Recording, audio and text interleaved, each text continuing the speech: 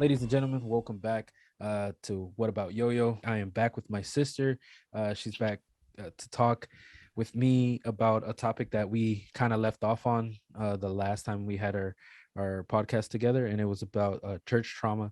And I want to talk about it today with my sister. And I was telling her that I don't know, a few days ago, I was just like a few weeks ago, actually, I started talking to different friends about church and how they don't go to church anymore and stuff like that. And I was like, you know what? Let me get in back into that. And then a few days ago, I texted my sister. I was like, yo, I think we should talk about this now.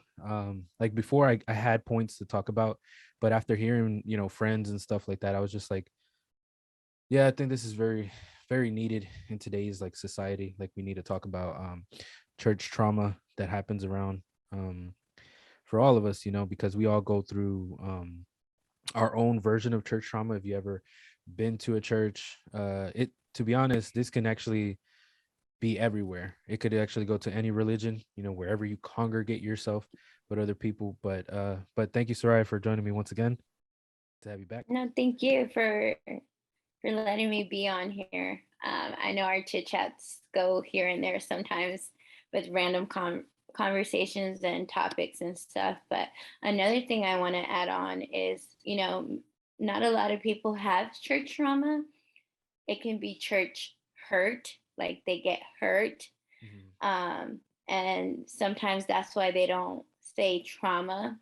And trauma is usually, for me, I will say someone that stop being the person who they are, and their whole personality and characteristics change because of what happened, Mhm. or is the triggering for them. And I know like there's some people that get church hurt because, and I'm not saying like the building, the church hurt them. I would say the people in charge or the congregation might Yeah. hurt them, um, than more ways than a lot of people are are known, Yeah. and a lot of people don't know that they're doing it Yeah. as well. Yeah, like when you say yeah, church, it's not a church building. It is when we talk about the church, we're talking about the people in it, because that's what we were told when we're a part of a church. We're like the building is not the church. You are the church. This is a church building, but we are supposed to be part of the church. But yeah, I understand what you're saying, but I think a lot of it goes back to being all the same thing, church trauma, because it's like you're hurt, it's you wounded, and you have like this certain um thing in your head. And like I looked up the definition. This is the definition of a religious trauma syndrome, RTS. It says it occurs when an individual struggles with leaving a religion or a set of beliefs that has led them to their indoctrination. It often involves the trauma of breaking away from a controlling environment, lifestyle, and religious figure. For those who were close to me have seen my change. My views have changed completely. My the way I address things, I'm still the same, person as in character. It's just my views have changed drastically to what I see in religion and what I would want, but it's not really my place anymore.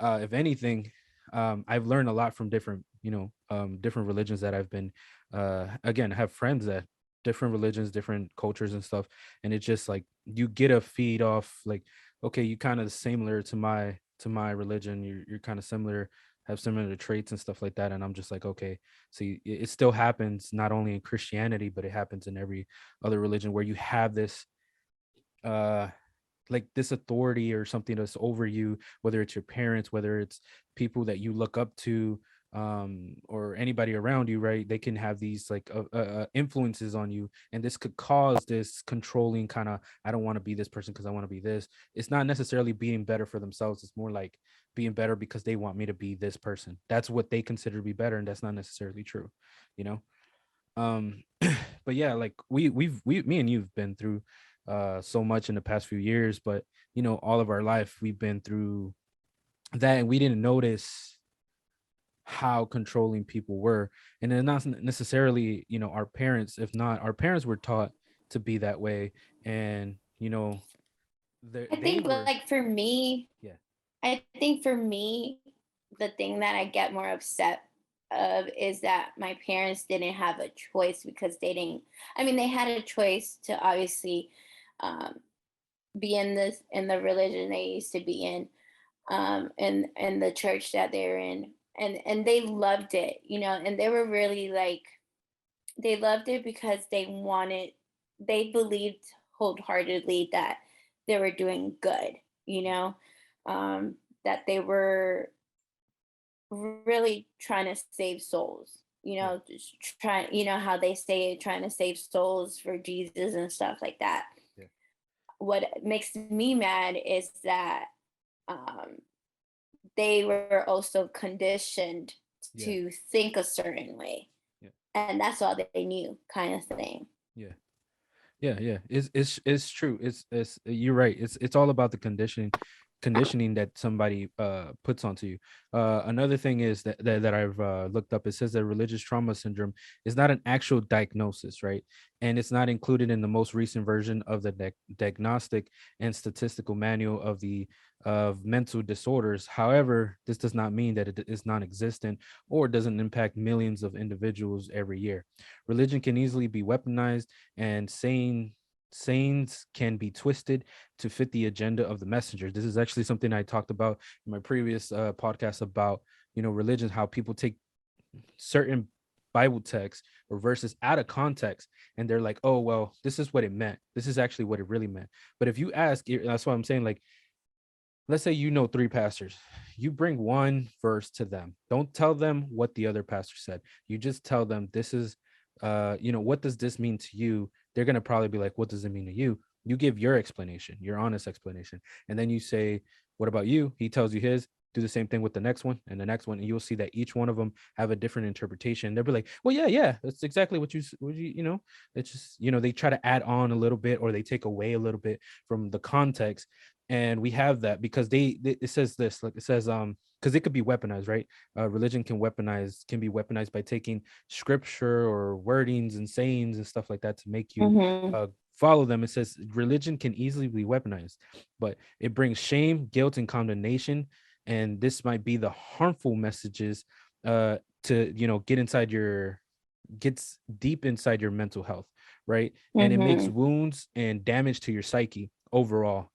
It causes damage that you can't, it's internal, and you're like, well, I feel fine, I'm good. Yeah, you might feel healthy, you might feel good, but what about, the damage that's going on inside your head? That's why, talking to a therapist or talking to somebody else about yourself, not like, it's a thing to vent to somebody, but there's a thing to talk to somebody about your problems, you know and Hmm. even in the religious realm, when they look at you getting outside help from the church, they frown upon that, because they're like, you don't need anything. If anything, you need prayer. And sometimes, look, I get that sentiment of prayer and everything, but that doesn't always work, right? Like, because meditation works, but not always. Sometimes you have to let out what you have in, because if you bottle so much in, man, right? Like, you've bottled things in before, right? Like, Oh yeah, I mean, again, like what we went through really rocked me yeah, because normally I was a person that I can kind of handle things, yeah, um, and I just couldn't anymore. I couldn't function.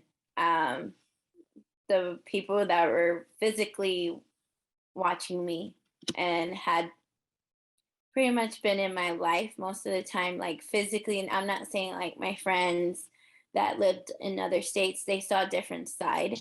yeah, But my friends that lived close to me and saw me like at work, or um, saw me every day, they saw a huge change, yeah, because I wasn't functioning how I was. um, and I'm very on a lot of things. You can say I'm an over. I try to be an overachiever. I mean, I was always like that, and like I said in the previous podcast, I was that one person that like, oh, I have to get things right. So um, I know I, they were mentioning certain things, and for me, I couldn't function at work. It got so bad that I couldn't function at work that I had to really tell um, my boss what was going on, yeah, because They saw a huge decline of who I was as a person, who Mm-hmm. I was as a teacher, who I was as a worker. Yeah. Um, and that's the thing. Like it's you need to seek help. You Yeah. cannot seek spiritual counselors because um honestly, for in my opinion, they cannot separate church Yeah. um say laws or standards, and they say, oh, as a psychiatrist or a therapist point of view, even if they have that's their career, Yeah. they don't have a black and white um type of thing if they're in church and they're trying to how you say it counsel, Counsel. sorry, Yeah. someone, Yeah. Yeah. because within them it's something they cannot separate. So Yeah. I don't, if it gets that bad, like how I did, Yeah. how I was, and I'm still still struggling with a lot of stuff. Because right now I'm still shaking. Yeah. Like you can't see, but I'm shaking, my hands shake. So that's just telling me like, you Yeah. know, You're my not okay. anxiety is flaring up. Yeah. And, I need to talk about this Yeah. because for one, it helps me. And Mm-hmm. maybe somebody that doesn't realize what's going on, to themselves, maybe like, oh, I'm feeling that way. Um, but again, for me, I had to seek help outside Yeah. of church. The main reason was because of that, like, of you bottling everything in, that it started like breaking you down. Because if you were able to talk back then, I think you would have reacted a little differently. If you were Hmm. able to go see somebody like a therapist to talk to you about these things, I think beforehand you would have been a little bit better, not have these after effects that you have now. Because I definitely get you. I had the same situation happen to me, and this was like an after effect, because after we didn't, we weren't a part of any church or anything. Like, we like, I took the liberty to not go back to a church. I had the option to go, but I just didn't want to. I was just like, I don't feel it, Yeah. because and then things, remember when I had Bell's palsy, like my face was all like, Hmm. and Bell's palsy is caused by stress. This is a stress related thing. And I could have developed anything from a stroke to an aneurysm, even a heart attack, from everything that I was putting my pressure on, like had pressure on me, my bad. All the pressure that I was facing. And that's crazy. Like, you faced an anxiety that I didn't face, but we still faced the kind of like the same, like, we kind of confronted the same aspect, because I was physically tired. My body, I mean, yeah, like I was physically tired and mentally tired, and my body just couldn't control it, So like I kept trying Hmm. to fight, and I kept trying to make, put on a face and try to act like everything was okay, and it wasn't okay, and I think that was the worst part, because when we pretend that things are okay, people can't address it. People can't help you. And I get what you're saying about the spiritual side, because like, when somebody tries to be like, oh, it's because, you need to pray more, you need to do this. In the spiritual sense, yes, I get how people try to help, but it doesn't always work. Like, you'd be like, oh, it's always worked for me, brother. And I'm like, you can't really say that to everybody, because if you say, oh, it's always worked for you, okay, maybe you didn't go through the trauma we did. You didn't go through the Hmm. the the the reality we did. You didn't face life like we did. You probably had it easier, you probably have it privileged, you probably have things that we didn't have access to. We didn't have tools to. so Hmm. so for you to go ahead and say a statement like that, to be like, well, it always works for me, for me, that's offensive, because I'm like, it's always worked for you, okay, then you're better than me, I guess. But that's not, this podcast is about that, like, about talking about, your mental health, but also it's talking about what's really going inside, inside our heads, because this left a stain in our heads. It definitely changed who I am as a person. It Yeah. definitely really changed me, how I look at things now. It also changed me the way of thinking, Yeah.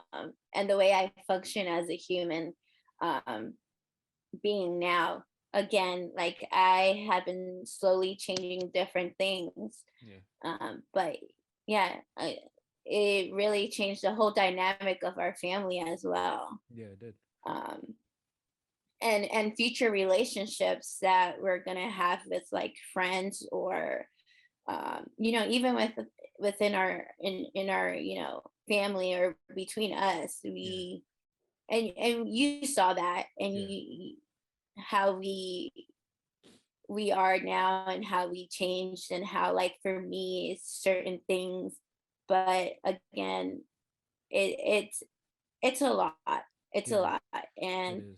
even though it's not a diagnosed yet, there's a lot of people adding to it, Yeah. and they are now looking into it, Yeah. Exactly. because it's becoming a big problem. Yeah, yeah, yeah. It is becoming a big problem. And if you have never, if you don't know what we're talking about, I'm gonna give you a few details of symptoms that you may feel when you have religious trauma. And these include poor critical thinking skills, difficulty making decisions, decreased sense of self-worth, which that is so religious, based, and I hate that, but it is. Um, it difficulty building strong relationships, being unfamiliar with mainstream culture, and isolation. For me, I find it uh crazy that I could go to the same school as somebody else, and they're like, do you know this person, do you know this person, do you know this person? I'm like, no, no, I don't know. And then you say the same thing to them, and they probably do, but they just never, had a controlling life like that. You can't listen to this music, you can't watch this, like, it wasn't that bad for us when it came to watching things, but listening, it was just like, yeah, if it sounds like rap, if it sounds like metal, like not heavy metal, but like rock or anything like that, it was more like, what are you listening to? And Yeah. and for my mom, it was funny because, like, even though it was in English, she couldn't really understand what was saying. uh, but she could tell by the way, we would act. And it's true, like, the music has an influence in you, right? But this also includes struggling with fitting in and belonging, because you always want to fit in. And like I said in the podcast before, was about friendship, right? That psychology teaches you that you always want to fit in, so you pretend to be somebody that you're not. You put certain clothes, you talk with a certain vocabulary and grammars, just so people could be like, oh, I like this guy because of this and that. Like, you trick them to be your friends in a way. But some people just love you just because of the way you are. But this can also cause nightmares, sleeping issues, eating issues, sexual dysfunction that nobody talks about, anxiety symptoms, depression symptoms, grief symptoms, and loneliness, like overall loneliness. Like, i think I think a lot of people that don't, the reason why I think it causes loneliness, I have Jesus in my, I get it. Okay, I used to be one of those people that it was just like, I don't need nobody, I don't need friends, I don't need to have a girlfriend, I don't need to have a wife, I don't need to have kids, because I have Jesus in my life. But I think that was just because I was conditioned to be like, this is all I need, and I don't really need anything else. And to be honest, we all need somebody to talk to. We all need somebody to be with us, so we can feel whole, like we could feel value. And I know self worth Hmm. is part of this. Like, not knowing your self worth is a part of why you feel this way. Because you're like, well, I don't, I feel. And this is the thing, because it's like toxic positivity, right? Is where they're like, it's okay because this, and this, like, they trick you to thinking what you're feeling is not bad and that you should address it. Is that it's okay, it'll go away, kind of thing. But like, it's okay, Yeah. it's not okay. Yeah. And some of the phrases are like, God got this. I will pray for you. Yeah, Or I can, there's another word called love bombing, meaning like this person is like giving you all the love and all the things for them to, like, you know, kind of, in a way, for me, manipulating, yeah, in my opinion.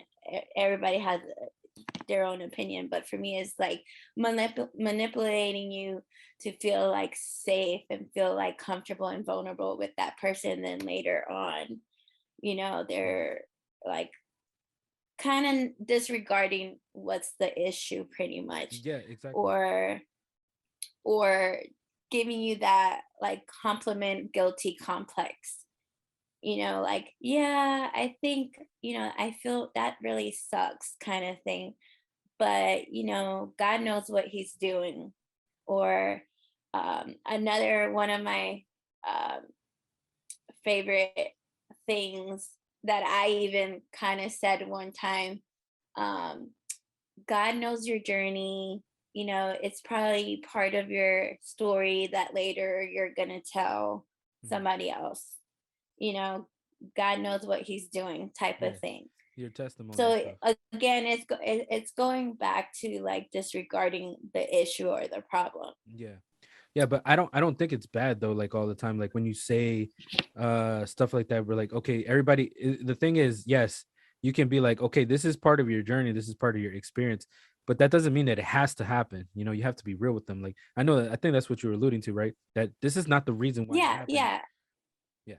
yeah. Go- And another thing, like you can tell when people are the tone of voice. Yeah. Like you can tell like when someone is genuinely like caring and actually tells you this because they truly wholeheartedly like believe this and they're actually praying for you. Yeah. But there are some that they're just like, well, I don't really know what to say to her. I don't really know what to say to him. So I'm gonna just say like the common things I hear, Yeah. and the thing is like people that is going through certain things can pick up that you're not being genuine, Yeah. Very true. you know?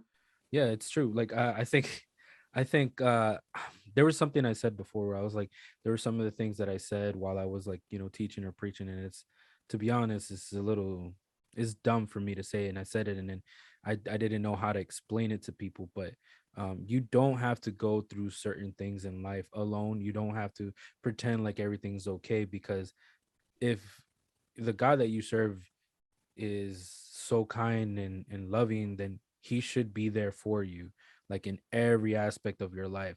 And if you need like mental help, then you can get it. Yes, this God is not going to show up and be like, okay, talk to me, and you'd be like, well, I talked to God, and then he responds like, yes, yes. But if this God that you created, or this God that exists in your head or exists in your life, like if he's really true, he would understand if you actually seek help. Because if he's the God of everything, then he placed certain people to have the knowledge to speak to you, to know how to address your situations and stuff like that, because Hmm. like everything that you go, like everything that's here doesn't only happen in childhood or in adulthood. It can happen in between anything. Like Hmm. these situations can go on forever and you don't notice. Like, let's say it's somebody who doesn't go to church for years and they just go to drop off their loved ones, and they're like, I don't need it, and then they finally go. Do you think it's out of pressure or because they actually had a change? You have to look at the scenario here. Is it because they were like toxic positivity right here? It's because you need this, you need that, and you don't. I don't think it's necessary to do certain things to be accepted, in a church, but some people feel like you do. And the other thing is, I don't think God works that way either. Like, if God is real, then he doesn't work that way. It doesn't make sense that he would be like, how would you know? And I'm like, because I've lived it myself. Like, I've lived a certain time period, that in church, and experience, if I had enough faith, something would happen, whether it's God or the universe, or if he's both. Why can't, like, we always Hmm. limit God to something, and I'm just like, see, this is where you start cutting off this God figure, and you start putting this church, and you start making your own rules, which these rules that benefit only some people starts to make wounds into people so deep that they can't heal from it. Even years afterwards, they're still thinking about it. Like my sister was saying, that she gets anxiety when she talks about it.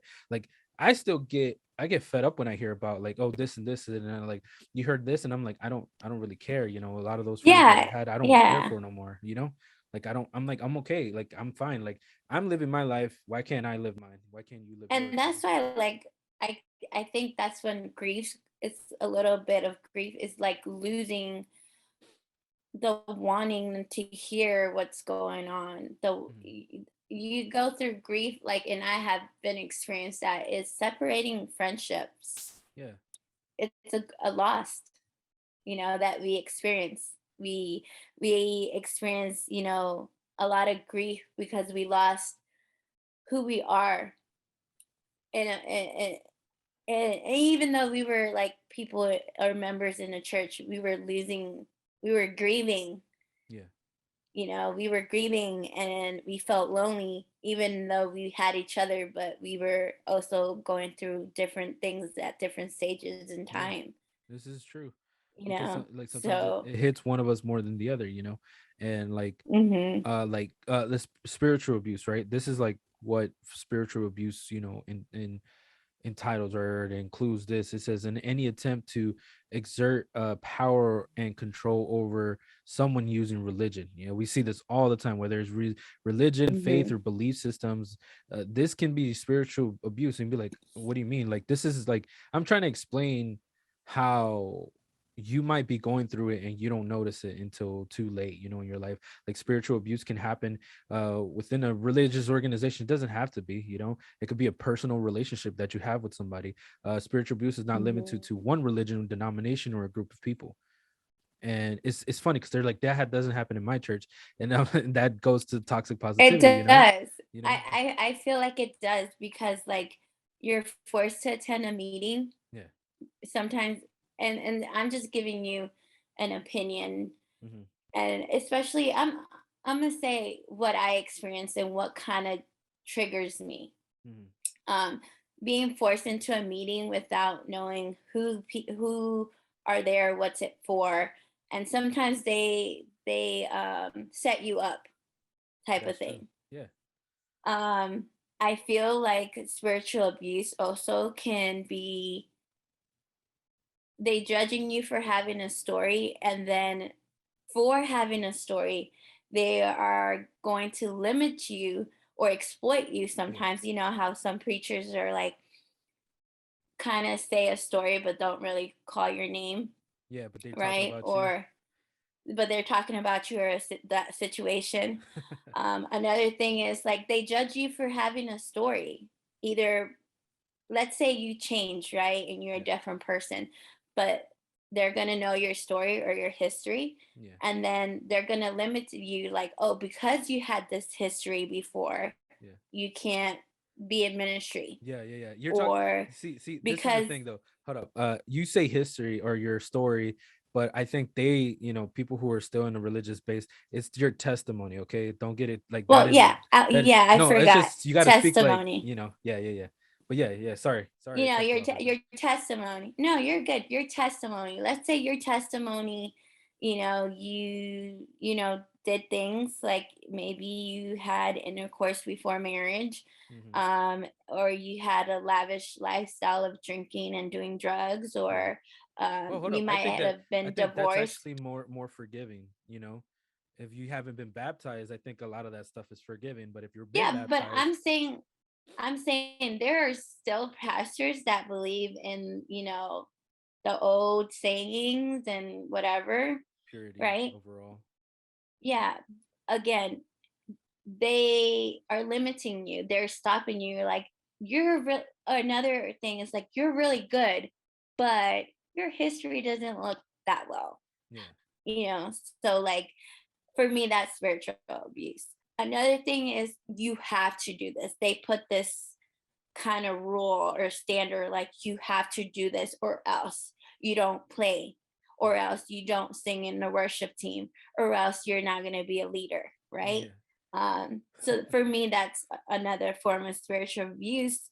Another thing, especially like again going back to mental illness, you're like, I'm having suicidal thoughts, I don't like myself, I'm binging, I'm an anorexic, like I am having all these disorders or whatever, right? And they say, oh, you have a demon in you. And I'm not saying not all the pastors are gonna right off the back like, let's pray for you, sister, let's pray for you. Um, you know, that again for me, and I'm saying like either I experienced this, and I'm not saying I have an eating disorder, and for those Yeah. who are, you know, um, it's not a thing that you play with. But I'm saying like this happens in Hmm. church. They blame it on the devil, and the devil is like, I'm over here just sunbathing, right? And you're Yeah. over here calling me, and it's you, you know. Yeah. Um, Another thing, again, I'm gonna go back saying like, if you don't meet this requirement, and it could be like work. You can't make it a church because work you know That's a sin. yeah, that's the sin. Or like you missed work, I mean you missed church twice, you're not gonna play. Yeah. or you're not going to give Sunday school, or you're not going to go worship. That is that like everything you're talking about right I, now is actually something I've actually been through. I'm no, I'm just saying, like, there's just common little things that we Mm, just like pass it by because we're just like, oh, I want to be like God and I want to be Christ like, and I know I have to give time to God. That's fine. It's, yeah. that's great. But when people are limiting you and giving you an ultimatum about certain things, Mhm. mm, it's starting to, for me Yeah. at least. Or I love this. Another thing is guilt tripping you, right? Guilt tripping to come every Saturday and sell stuff, make pupusas or tamales. I have a whole lot of stuff. And to me, as I saw that firsthand with my mother. Yeah. She gets guilt tripped. Oh, because hermana, back then, like, you make good pupusas or you make good food, we need you. Mm, You guilt trip those people. So yeah. that's another type of spiritual abuse. And I'm not saying that pastors are the only ones are guilty about that. The congregations are, and the leaders. Because Yeah. again, I'm gonna go back. They're conditioned Yeah. to do that Yeah. because we are coming from a generational Yeah. church that implement that Yeah. to the adults. And what do adults have? Children. Yeah. They implement that to the children. Yeah. The children grow up. Here we go again. Yeah. You know what I Well, mean? see, And in that's this why for me, and no, like sorry, I just want to interject real quick. Is there is the Bible text that they take out of context where it says raise your child under mm, the under this like light and they will never apart, and you're actually like this is just I'm like okay, this makes sense. Then you're raising them to be conditioned to be this, and like this when you is, said that. yeah, and this is what I have been and noticed while I was mentoring the youth and the juniors Yeah. and sometimes kids, because sometimes, you know, I'm a teacher outside, Yeah. I was a teacher outside, of church. So obviously who is best to help the church grow and get all these ideas and stuff like that, Yeah. right? So that's what it, and again, this is my opinion and what I have been through and what I have noticed and what I know that my friends that I have gone through and maybe are going through, I don't know, and that's just my point of view of what I have experienced, what I've seen Yeah. as being a spiritual being. That's just my opinion. Don't get mad at me. I'm just being transparent and No, I'm yeah. being honest. Yeah, you're being honest. It's just I think what you're doing is just sharing with people that don't know that they're going through it. That's what I'm saying. Like this is we need this because people need to know what they're going through is not normal. It is normal for it to happen a bunch like so much as a cycle for people, but we can't treat it as normal because it's not necessarily supposed to be this way.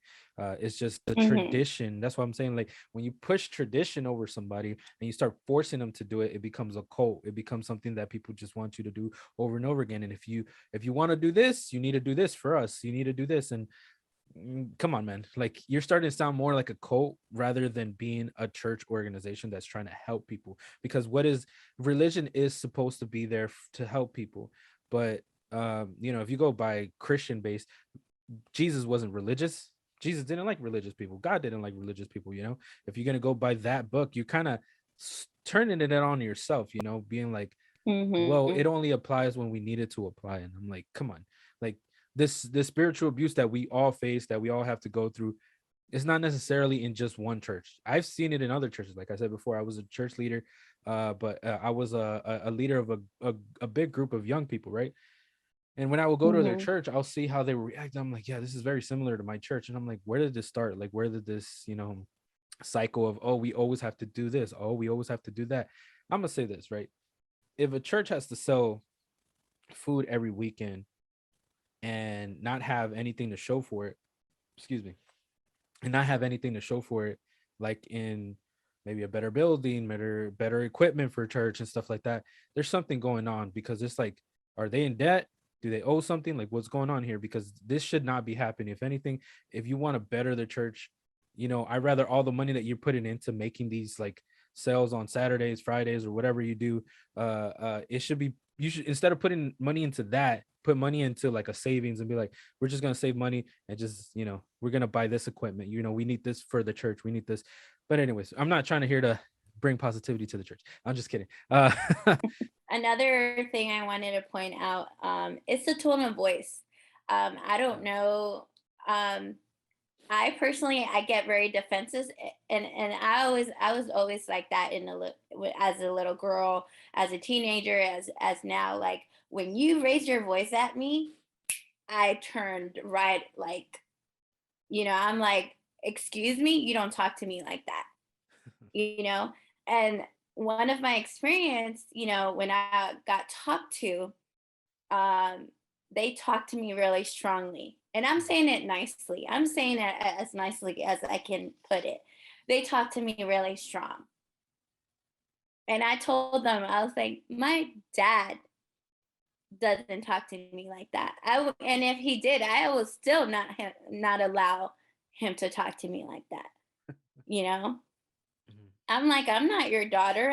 Who are you gonna tell me? Like the tone as well is also a spiritual abuse mhm. method that they use. Especially also in their preaching. I can't, like, when they're like, I'm like, you sound like a rottweiler to me. Yeah, Like, yeah, yeah. You you're can't not getting you can't your even point understand. across. Yeah, they're just trying to use an emotional side. That's just, Mhm. yes. And for me, that's a spiritual abuse. Yeah, I agree. Inclination or trigger for me. So that's just me. But yeah, like another thing is toxic positivity that I actually mentioned before. This involves dismissing negative emotions and responding to distress with false reassurances rather than empathy. It comes from feeling uncomfortable with negative emotions. It is often intended but can cause alienation and a feeling of disconnection. I know you Yeah, feel and I know again, I know we've all felt this before because it's like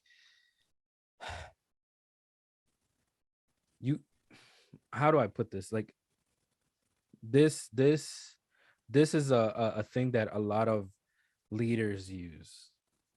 I know that's including myself because I was a leader. no, and I'll be honest, like I did that because sometimes like I don't really know how to help I you know, here. I know, And I'm gonna right? pray for you. And this is why I said what I said, because I was also guilty about that.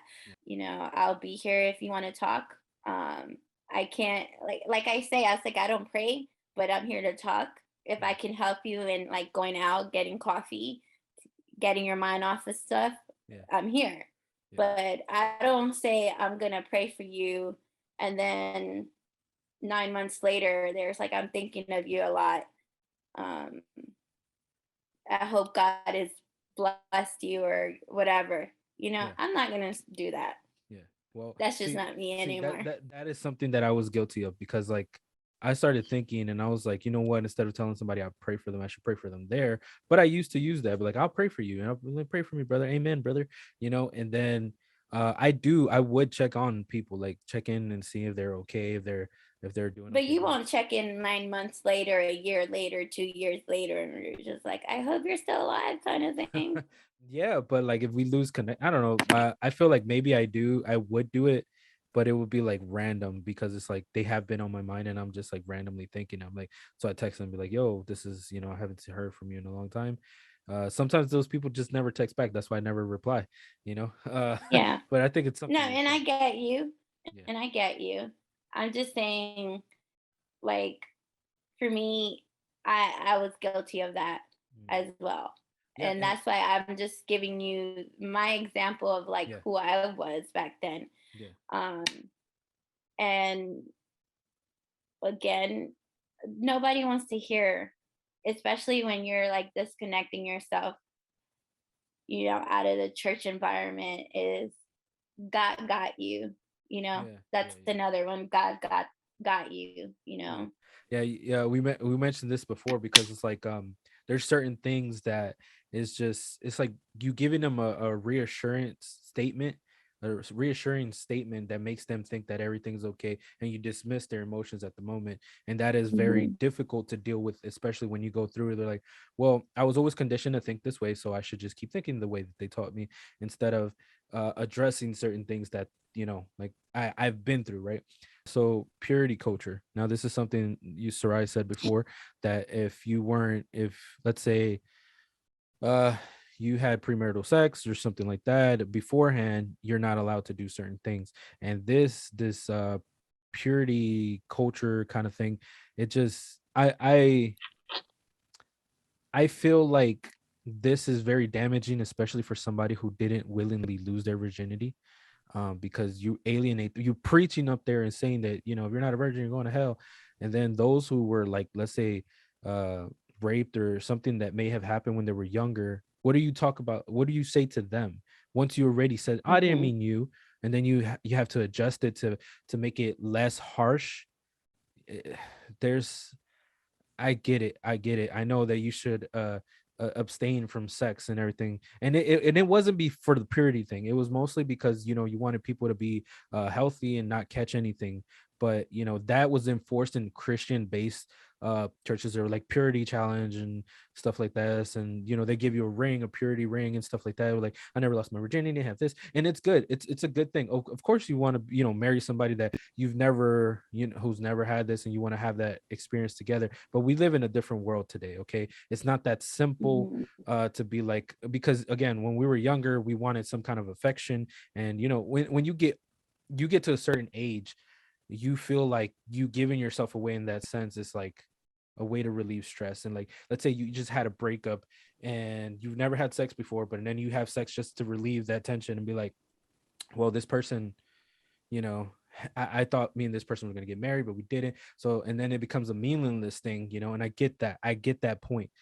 But you cannot disregard everybody just because they're not pure. This also goes with people drinking and coming to church and trying to lay it down, but then you bring that up and say like, oh no, it's not allowed because of this or that or whatever. And then it comes to Mhm. dress code, it comes to the way you look. Like my beard, right?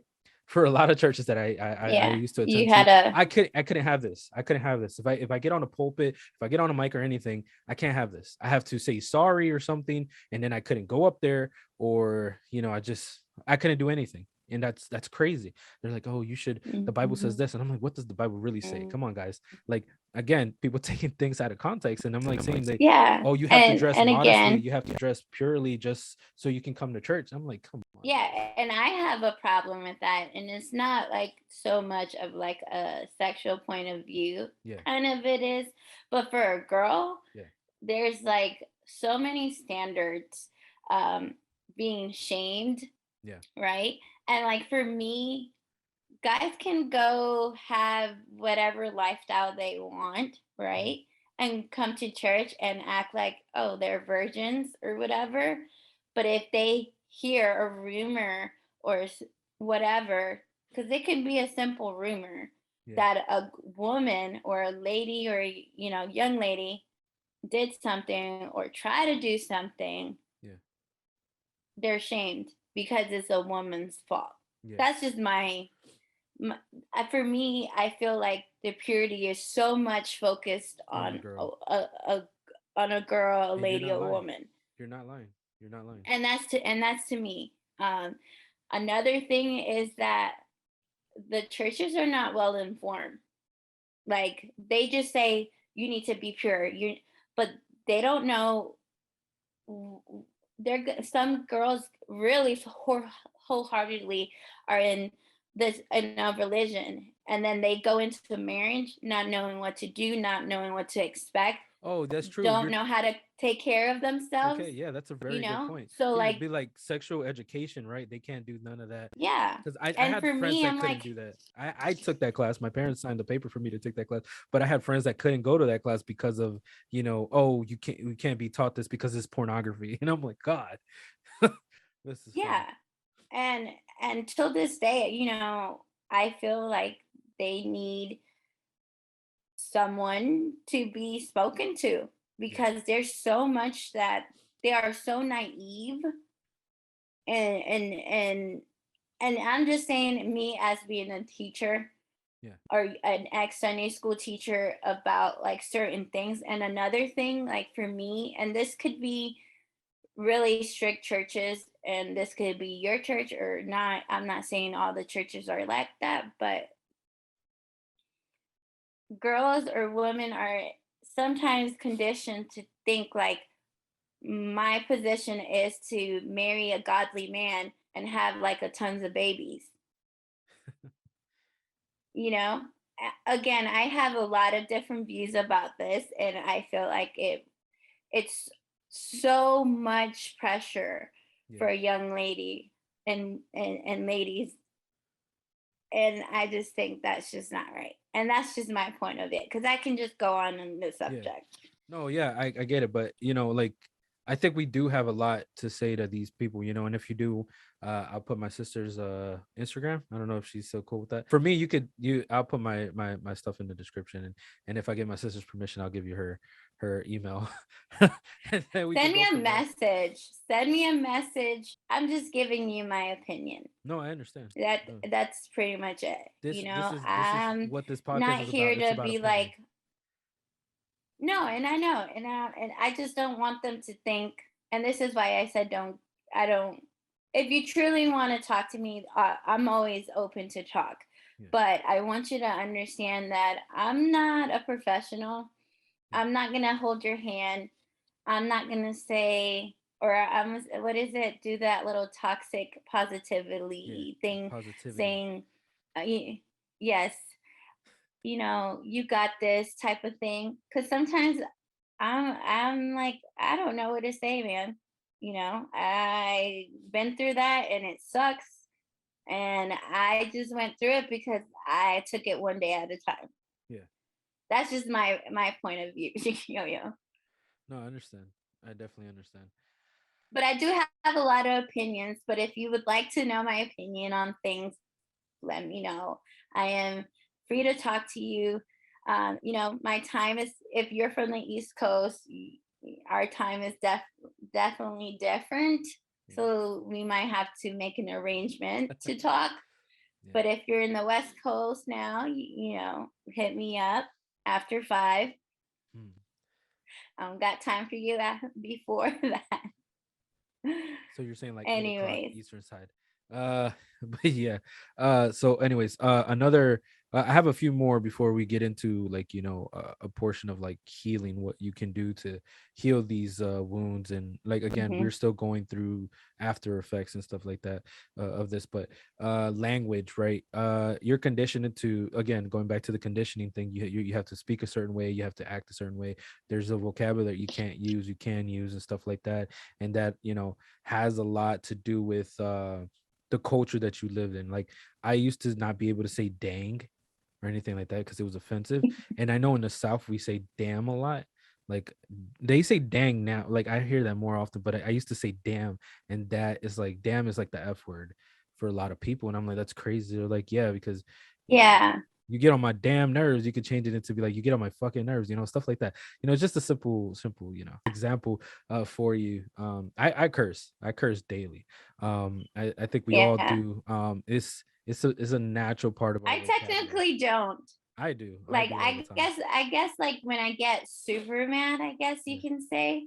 Yeah. But I, obviously, because of my profession, I also always have to watch what I Yeah. say. That makes sense. Yeah. Um, but I don't. for me, Uh-huh.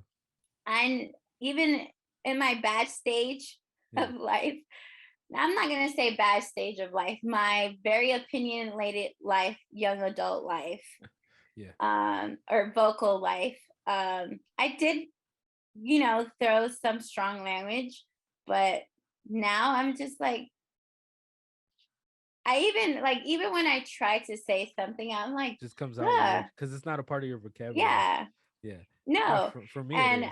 I'm a, yeah, and that's okay. The thing is, like, I think it was one time, I don't know, we were in a youth group or something, that we were around the youth, and somebody said something, and we're like, Oh but yeah. then they felt really bad, and we're like, it I happens. think Like, they said, I think if I remember the conversation, it was in my yeah, car, you and remember?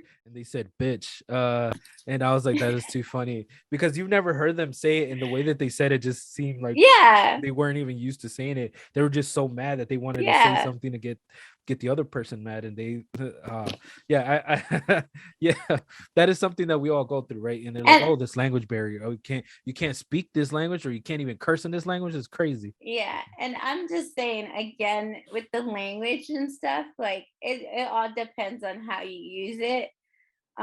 If you're just saying it like, and for comic relief or Mhm. really your expression. But language to me, it just depends on how you use it in the sense of cursing. Yeah, But language in the sense of like abuse is how they twist your words. yeah. Meaning you say something and they are repeating, but in their version Yeah. of their understanding. Yeah, because that's the point that I wanted to make on language, because I said something to a group of leaders in Spanish, and then I had one leader get mad at me because they took offense to what I said, and I was like, clearly that's not exactly what I meant, but I guess he took it as this. And I said it in English, and I was like, this is the problem that we have here. There's not enough what you call it, we don't have enough of that being able to understand each other, especially because of the I just felt like he was guilty or she was guilty of whatever. but that's the thing, because it's I the language That's just my barrier. point of view. It was the language barrier that we have, and I was like, this is what I'm talking about. Like, stuff like this can't keep happening, because they're always going to misconstrue my words. They're going to take my words offensively, and even some Spanish words, right? Because we grew up in different kind of Hmm. environment, right? But for the most part, Yeah. we grew up with a lot of Mexicans. We're not Mexican, but we grew up with their vocabulary, and we use some of it, and sometimes we use our own vocabulary with theirs, and they're like the word baboso You can't. for Mexican is Hmm. very offensive, and I was like, I didn't know that, And then doing this, I guess it's another word, and I'm like, dude, there's so many things. Bad word, I Yeah, guess. there's so many things that I don't know, that is offensive, and I know I have to be careful. But like, I'm just like, now I'm just like, I have freedom to do whatever I want. Like, I can say whatever I want, and but that was something that was in church, Hmm. that they can change your wording in when it comes to language, and that causes some kind of trauma in you, because you don't understand the like when they talk to you, they reprimand you or something. You don't understand what they're saying to you sometimes, because you're not really strong in that language, or that is not your first language and stuff like that. So it causes like confusion, and it causes like a thing that, again, you condition to be like, okay, just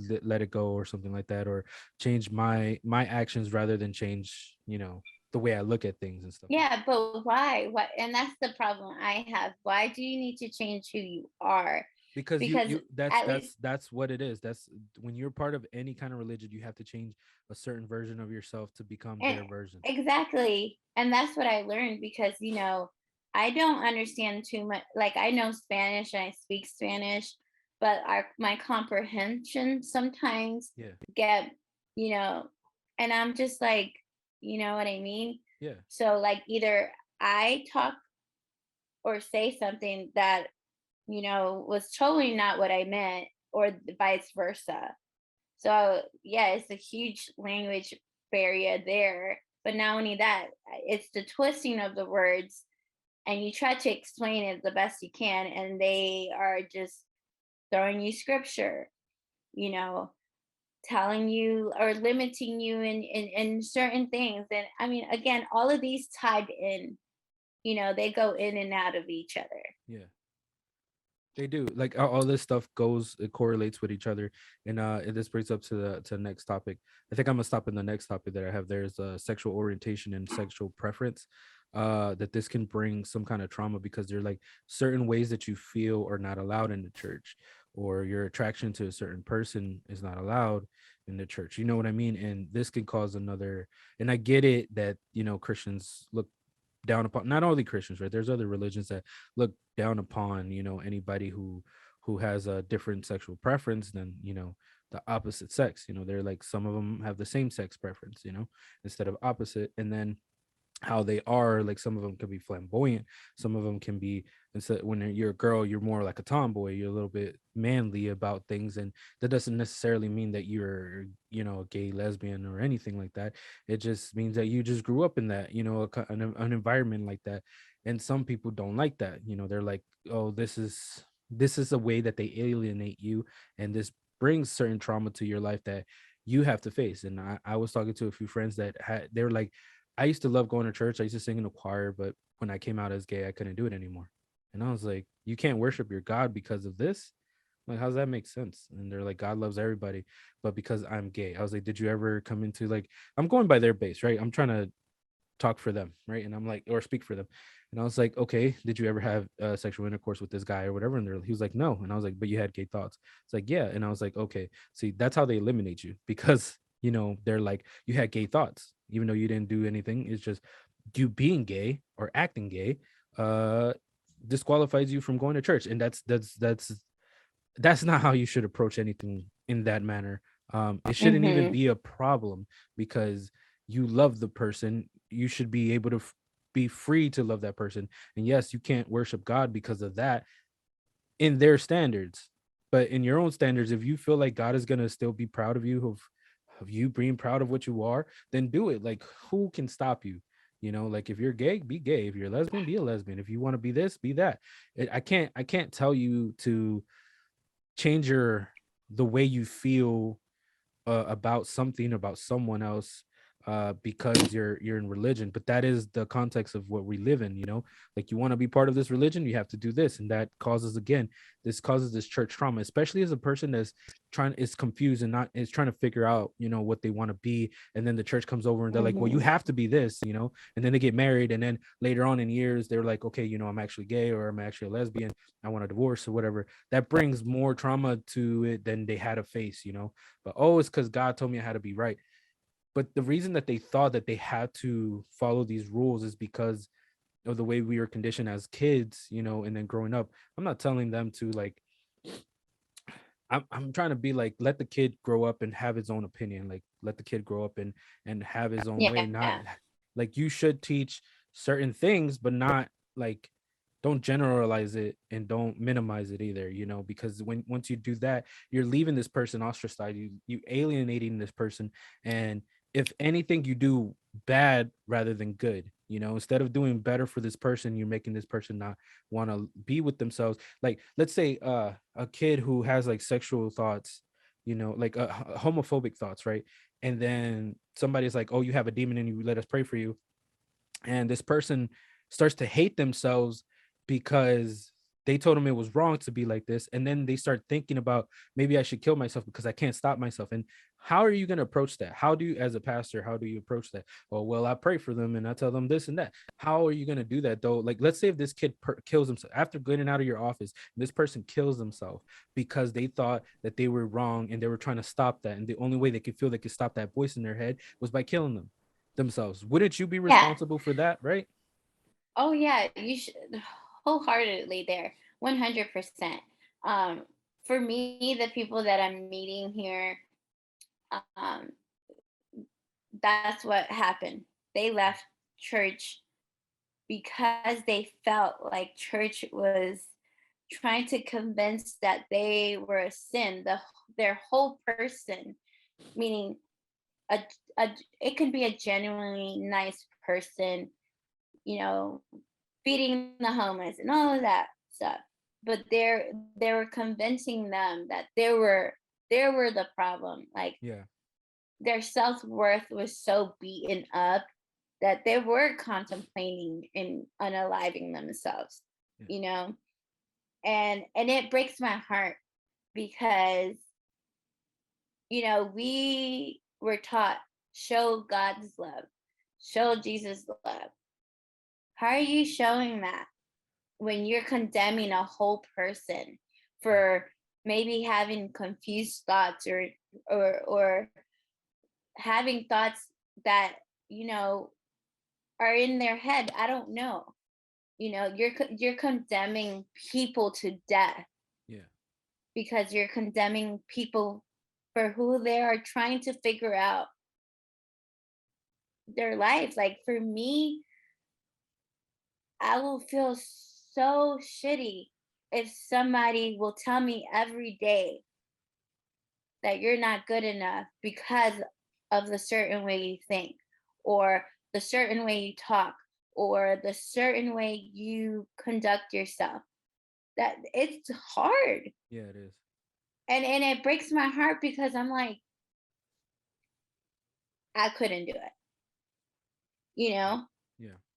And again, I don't know. I haven't been exposed to that, so I don't have a lot of opinions.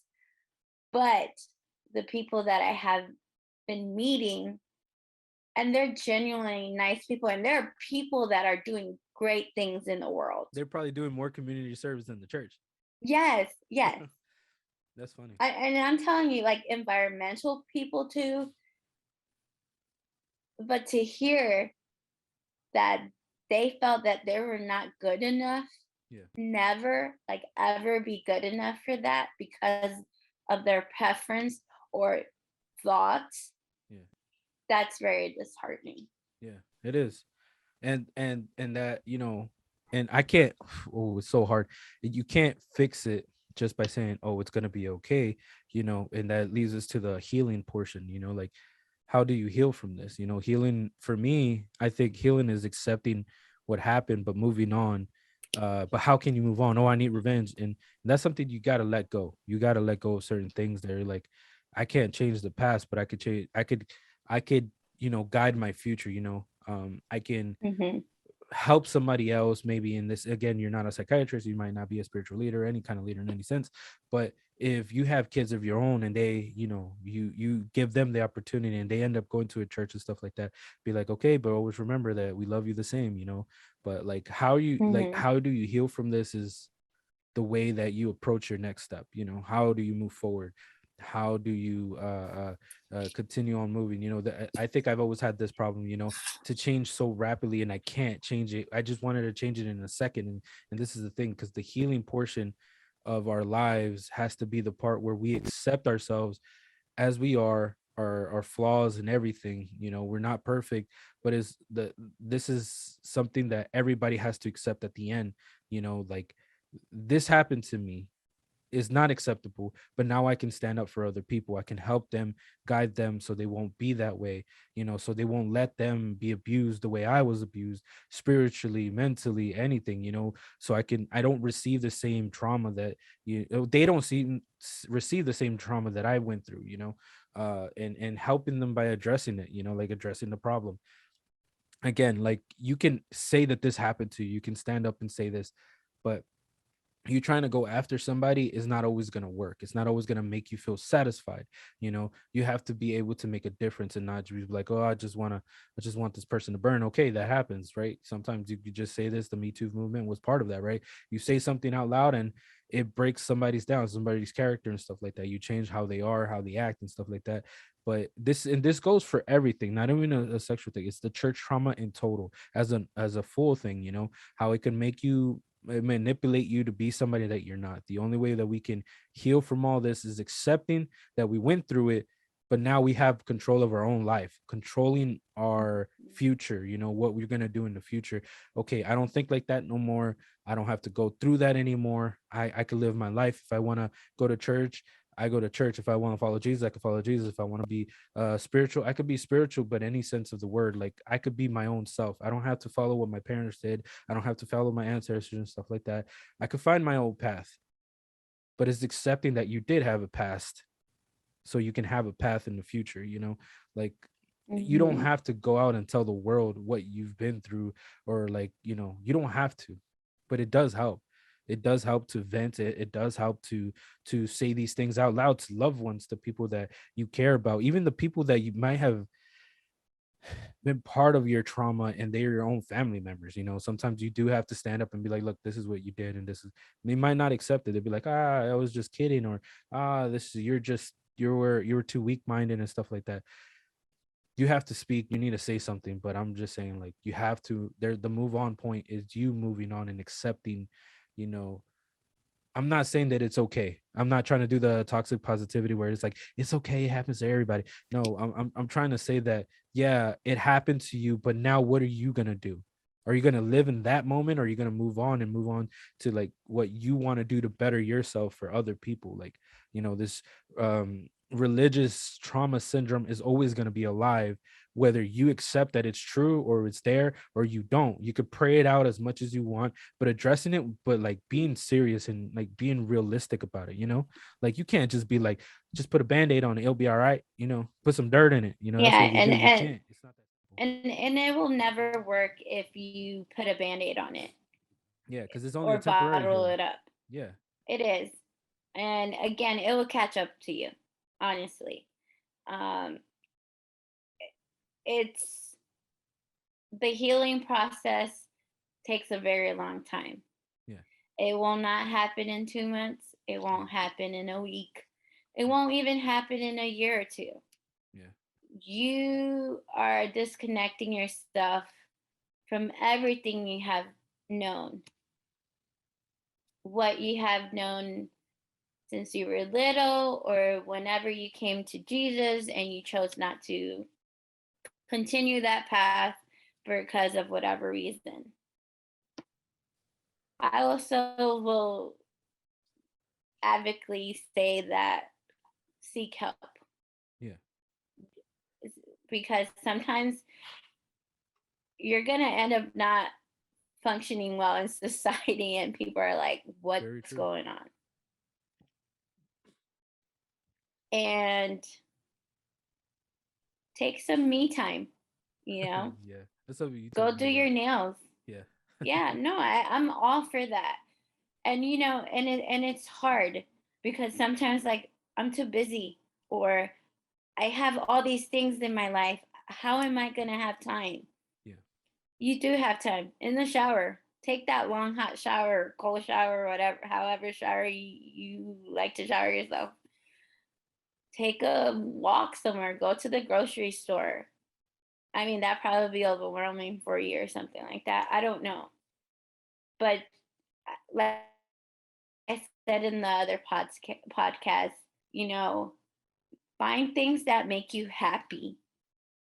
That's a Yeah. good thing. It's good to find things that make you happy because I mean, the world is not getting any better No. in an environmental point of view, you know. Um Healing is tough. I'm still struggling. I'm better than I was, I'll tell you that, which I'm proud of myself. Mhm. Learn how to put boundaries as well Yeah.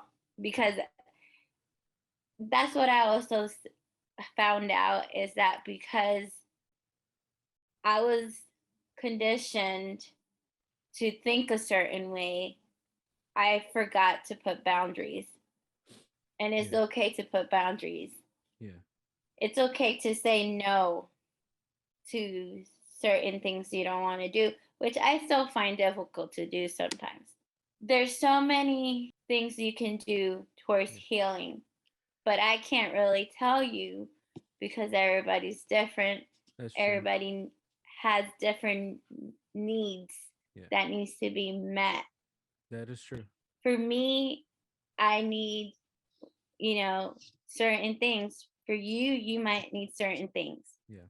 you know, but it will take time. Learn to love yourself again as well. Yeah. Disconnecting yourself from something, it's all those symptoms that you said: Yeah. loneliness, grievedness, anxiety. I mean, I couldn't sleep for a long periods of time. And then I would wake up because I was in fear of something coming for me or coming for my family. And that's not good. Just know that you're not alone. Yeah. And I'm not trying to put that toxic, Positivity. Yeah. manifest. Yeah. And I think about the kids that I mentored at church and why they left. And I Mhm. still talk to some of them, and especially I talked to one that I love her so much, and I wish her the best because she found her happiness and she's still finding her happiness. But it makes me happy when she reaches out and she's like, "Hey, your mom told you, my mom, you said hello." And that, I mean, it's just, I wish I could have been a better person for her, Hmm. as a person, a friend. Because I think about it, I'm like, man, she went through all of this.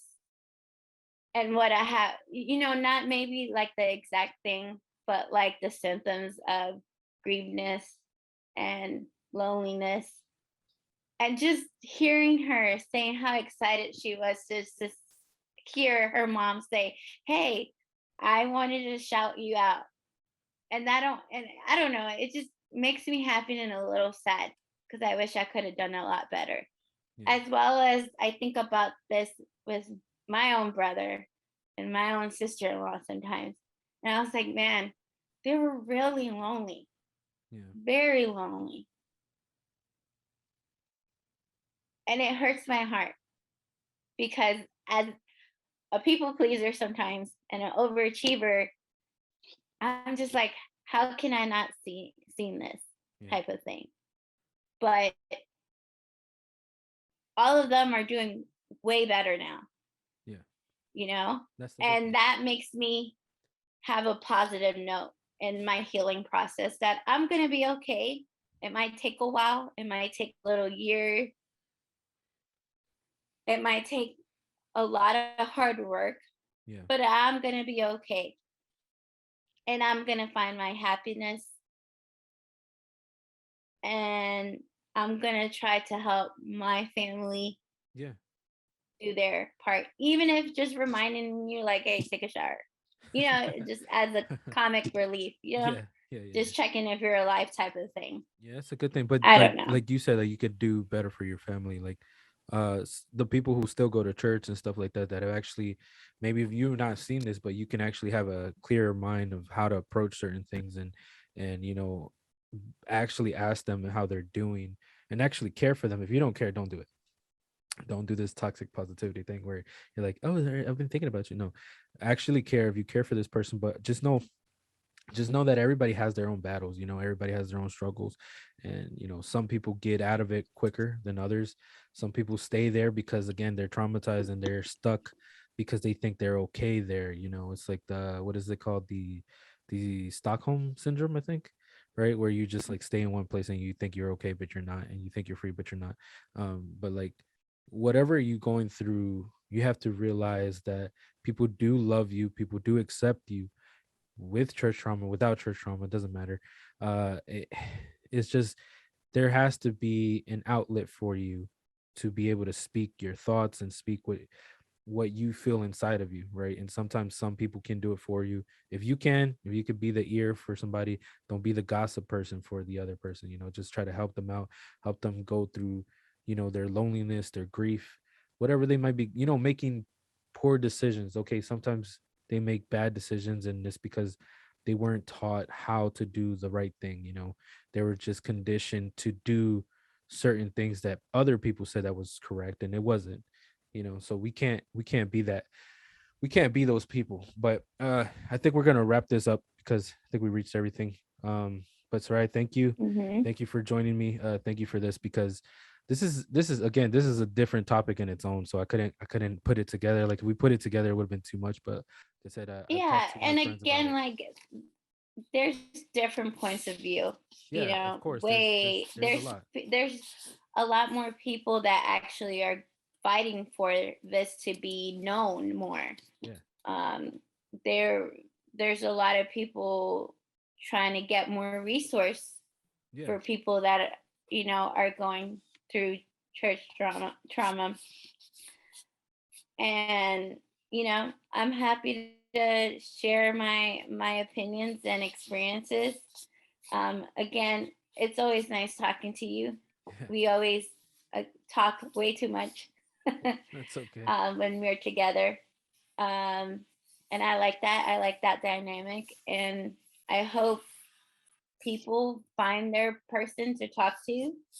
Yeah. And, if you just need an annoying voice like myself, you can come hear the podcast.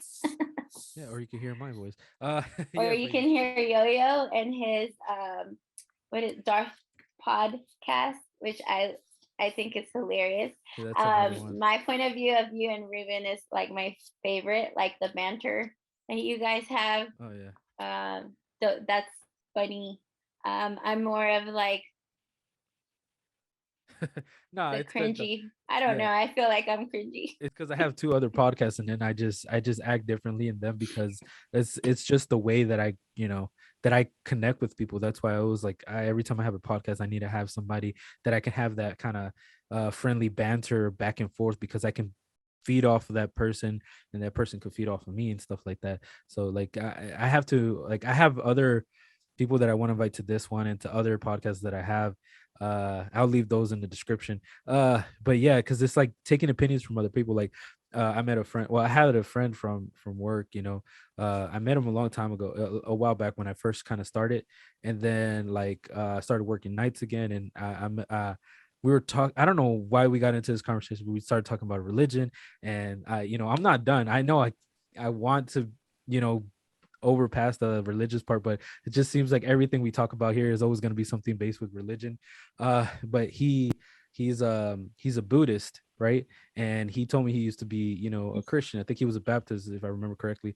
But like I'm gonna bring him on this, but it's like, he knows, like it's funny because when I was talking to him, I kept, asking him so many questions, and he was like, bro, you are really traumatized, aren't you? And I was like, bro, why did you say that? Because it like triggered me. It made me think about this of what we're doing right now, And I was like, it made me think because Hmm. all these questions that I have, I think that was the biggest problem that I had, that I always felt like if I was right, you're wrong. And if you're wrong, then I'm, I mean, sorry, if I'm right, you're wrong. And if you're right, I'm wrong, but I don't like to be wrong. And that comes from the church, because it's like there's only one way, there's only this, and this is the only truth. And I used to think like that so much. I And kept that for asking me him. is also Yeah, I like know. spiritual abuse is It like is. It the is. one true church and the one thing. Like, no, See, you that's what don't know made that. that's You what could, made me want to do this podcast. Because when he said that, I was yeah. just And like, bro, you're I look, not wrong. yeah, I look forward in hearing that because I feel like you might need different perspectives. Because we are kind of one-sided in the way of like, because we're coming from the same religious background, Yeah, but he has a whole different type of view this is on true. things. So But I'm excited for I that. still think that me and you think of now religion differently now. Like we probably have some similar thoughts, Yeah. but I still think that Mm, we think of religion way differently. Because the way I am now yeah. is I think I could still debate my brother again, because like my brother would always like bring these things, and he actually instilled in me a lot of questions that I've already had and I've already asked, but it was shut down. And they were like, don't think that way, don't do that. And then now that I'm not, like, I wasn't going to church, it's been a year, and I'm like, dude, I feel better. I'm actually studying more of religions and the way they think and stuff like that. And it's helped me out a lot. But just thinking the way my brother started to put his stuff in my head, be like, yo, remember this and this. And he was taught the same thing we were taught, but he left church earlier, and I think, Hmm. like my sister said, he's doing a lot better. Him and my sister-in-law, they're doing a lot better. And I don't think that I used to think that you needed church so much. And again, it was the way we were conditioned, and now I understand him more than ever. And I feel bad because I wish I would have understood him then, because then I would have been able to help him out, a little bit better. But I was young, I was the little kid, I was the little brother. So how much could have helped him anyways? He was gonna make his own decisions anyways. Yeah. So, but anyways, I think my I'm not telling you, if you don't want to go to church, don't go to church and stuff like that. I was like, if that's not for you, then don't do it. Like, don't force yourself because your family doesn't. That brings more Hmm. church trauma too, because like, because you're pleasing your parents, or you're pleasing your family or whatever. You don't have to do that. Like, don't feel the peer pressure, because peer pressure has a lot to do with the trauma that we all go through, whether it's church or school or work or anything. Like, peer pressure is all over the place. And that's something else I could talk about, another topic down the line. But anyways, but Hmm. Sarai, thank you again. I appreciate it. No, thank you. Life is good and it will get better. So catch you guys on the next one. Peace.